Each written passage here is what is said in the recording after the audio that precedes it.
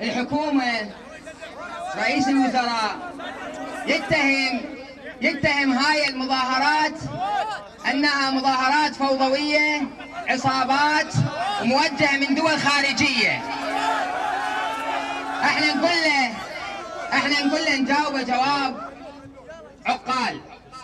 ليش تخلي هاي المظاهرات تستخدمها دول خارجية؟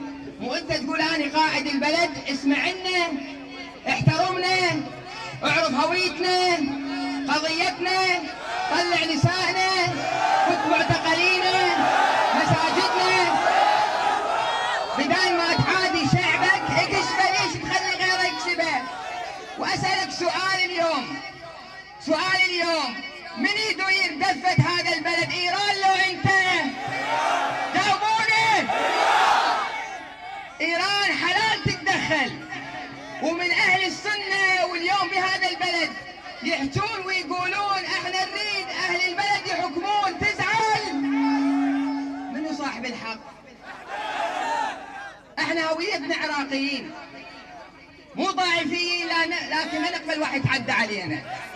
اقول لك اليوم الطائفي اللي القنوات ليل ونهار السب بصحابة رسول الله، هذا هو الطائفي.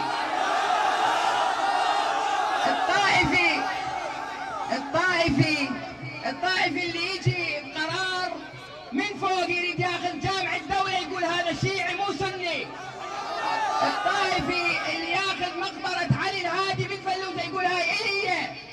الطائفي اللي ياخذ مساجد وجامع العاصف ويحتله وما يستنكر. الطائفي اللي يذبح علمائي. الطائفي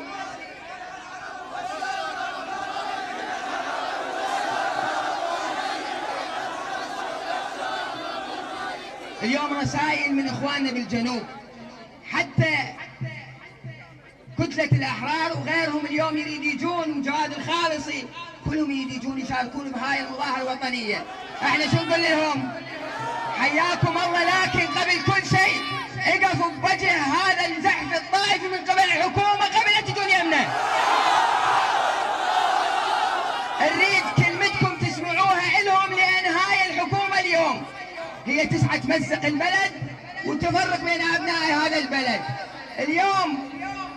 اليوم قلبنا وأهل المحافظة مفتوح للكل، قلبنا بهاي المحافظة مفتوح للكل. ويا برزاني مسعود البرزاني اليوم باسم أهل الأنبار ندعوك تجي هنا وتشوف الاعتصام سلمي لو مسلح. اليوم قضيتنا اليوم قضية نكون أو لا نكون. افهموها يا شباب، مو فقط قضية حرائرنا وشرفنا، لأن اليوم يطلعن باكر ياخذون غيرهن.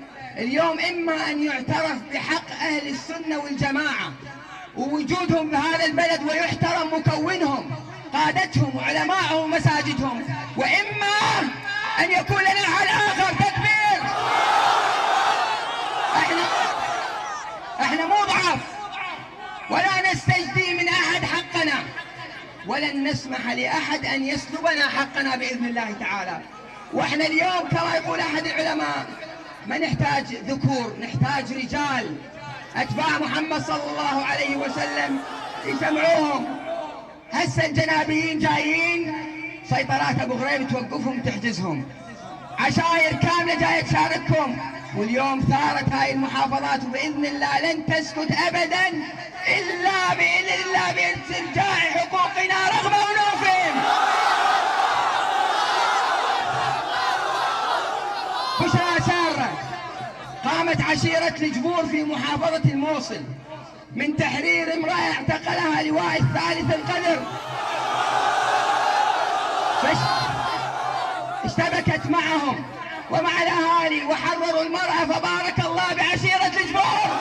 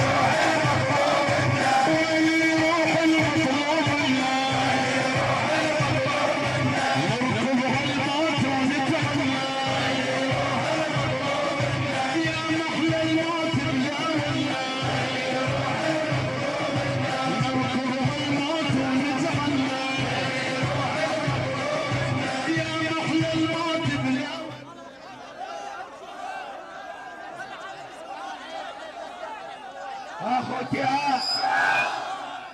الكحالة بالسجن اليوم نادتكم، وتترجى النشام اليوم فزعتكم، مو هاي الرماد وهاي ديرتكم.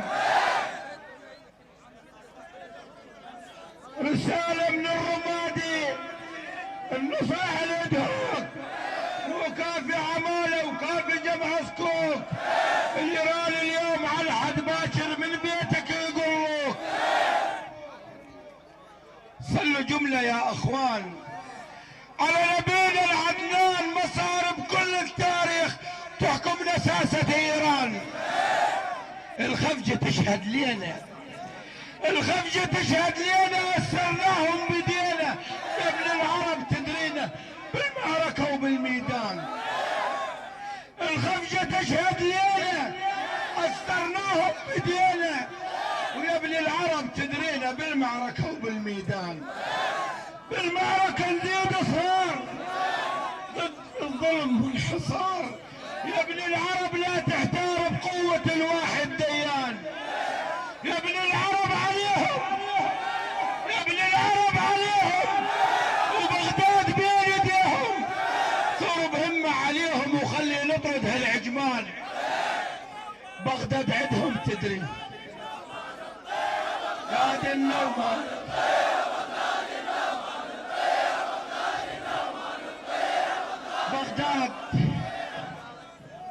بغداد عندهم تدريها، بغداد عندهم تدريها، مثل القدس تاليها. يا اخوي ايش رايك بيها وهاي فنون العجمان؟ وكيف نسولف بالعربان، كيف نسولف على اجداد بلاد مدنسها الاوغاد، ثور بهمه يا الحفاد وخلي نطرد هالعجمان. سيطرة مهمة علينا من طمعنا تدرينا، سيطرة مهمة علينا من طمعنا تدرينا. عرفنا منهج نبينا صرنا مرتع للعجمان. اسمع حكي ابن جديع يهدي للنبي الشفيع، بجاه الواحد السميع نحظى بنبينا العدنان، نحظى بنبينا ونلقاه، ويوم المحشر كنا وياه. يا مسلم بالك تنسى ابو القاسم على الميزان. ها خوته من الرماد مع الولو واضح حكينا، من الرماد مع الولو واضح حكينا. الكل غيور على شرف العراقية ما غفت عينه، والما يلاقي العجم بس يومي علينا. ها خوته نخبطها ونشرب صافي، نخبطها ونشرب صافي.